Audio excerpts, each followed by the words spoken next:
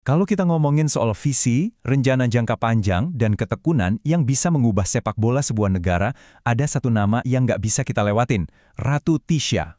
Mungkin namanya udah nggak asing lagi ya, tapi cerita di balik layarnya itu, wah, itu adalah cetak biru reformasi yang hasilnya baru mulai kita rasain sekarang. Coba dibayangin, waktu itu tahun 2019, Ratu Tisha yang posisinya sebagai Sekretaris Jenderal PSSI ngeluarin sebuah pernyataan yang berani banget. Dia nargetin Indonesia bisa tampil di Olimpiade 2024. Waktu itu, kedengarannya kayak mimpi yang ketinggian kan? Dan sekarang, lihat deh, Timnas U23 kita benar-benar ada di ambang pintu kualifikasi Olimpiade Paris 2024. Statement yang 5 tahun lalu itu sekarang jadi kayak ramalan yang jadi kenyataan. Kok bisa ya? Gimana ceritanya?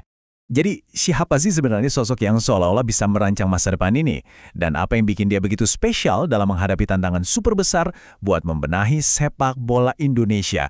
Yuk, kita bedah perjalanannya. Perjalanannya ini emang nggak biasa.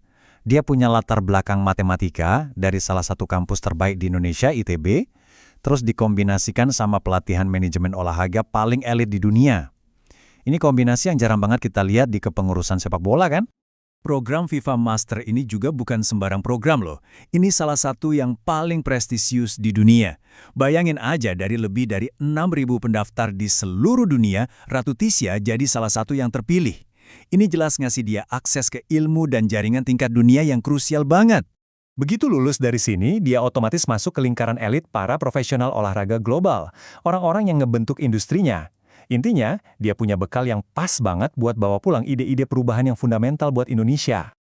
Nah, dengan semua bekal itu, Tisha pulang ke Indonesia. Sebagai Sekjen PSSI, dia nggak cuma ngomong doang, tapi langsung mulai nerapin rencana yang konkret dan terukur. Inilah fondasi yang dia bangun. Strateginya tuh fokus ke dua pilar utama. Pertama, Elite Pro Academy atau EPA buat membangun sistem pembinaan yang profesional di dalam negeri. Kedua, ada Garuda Select, program yang ngirim talenta terbaik kita buat ngerasain gemblengan di Eropa. Dua program ini saling melengkapi. Dan hasilnya? Kita bisa lihat langsung dari nama-nama ini. Hernando Ari, Rizky Ridho, Pratama Arhan, mereka semua ini tulang punggung timnas kita sekarang. Dan mereka adalah produk dari program-program yang dia bangun. Ini bukti paling nyata kalau rencananya itu benar-benar jalan. Selain soal pembinaan usia muda, ada satu lagi keputusan krusial yang dia ambil. Yep, dia adalah salah satu tokoh penting di balik kedatangan pelatih Shin Tae-yong. Orang yang akhirnya memoles generasi emas ini sampai bisa bersinar terang kayak sekarang. Tapi, kalau rencananya terbukti jalan, kok perjalanannya di PSSI malah berbelok tajam dan penuh drama? Nah, ini dia bagian yang menarik.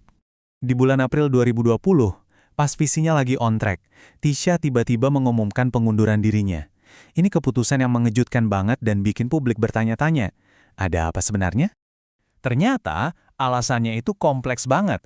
Ada laporan soal gesekan politik internal, ada kritik soal gaya manajemennya, dan bahkan dia juga harus menghadapi tekanan dari supporter. Ini nunjukin betapa rumitnya tantangan reformasi yang dia hadapi waktu itu. Tapi, ceritanya nggak berhenti di situ.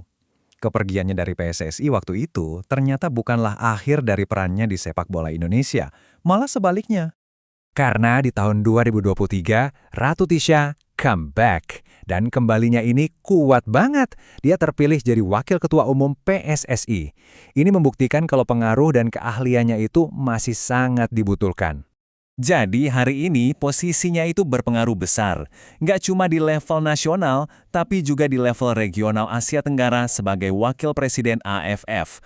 Platformnya untuk terus membentuk masa depan sepak bola jadi makin luas.